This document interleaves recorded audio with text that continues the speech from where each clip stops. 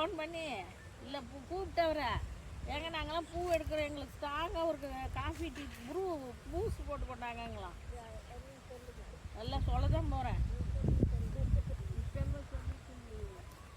ஏங்க